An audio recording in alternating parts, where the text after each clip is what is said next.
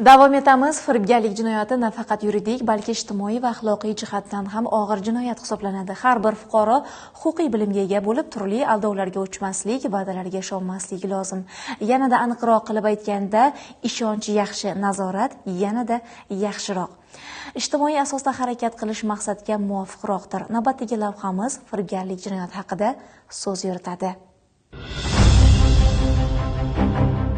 Jamiyatda adolat va ishonch muhitini saqlashda huquqiy normalar muhim ahamiyat kasb etadi. Ushbu me'yorlarni buzish, xususan firibgarlik jinoyati, nafaqat jabrlanuvchi, balki butun jamiyat uchun jiddiy oqibatlarga olib keladi. Firibgarlik bu shaxsning mulkiy manfaatlarini qasddan aldash, ishonchdan foydalanib o'z manfaatiga noqonuniy ravishda mulkka ega chiqish yoki uni o'zlashtirish jinoyati hisoblanadi. Jizzax davlat pedagogika universiteti akademik litsey o'qituvchisi ham ushbu turdagi jinoyatga qo'l urdi. Jizzax viloyati huquqni muhofaza qiluvchi organlar xodimlari tomonidan o'tkazilgan tezkor tadbirda ushbu shaxs bir kishining farzandini o'zi ishlayotgan bilim yurtiga o'qishga kiritish evaziga 700 AQSh dollari talab qilib, ushbu pulni olgan vaqtida ushlangan. Yana bir holatda esa Sharof Rashidov tumanida yashovchi fuqaro o'zining turmush o'rtog'i nomidagi Paxtakor tumanida joylashgan 42 gektar yer maydonini sotish huquqi bo'lmasa-da, o'zganing mulkini qo'lga kiritish maqsadida boshqa bir fuqaroga 28 ming AQSh dollariga sotayotgan vaqtida qo'lga olingan. Raqamlarga e'tibor qaratadigan bo'lsak, Jizzax viloyati hududida joriy yilning o'tgan 9 oyida shu kabi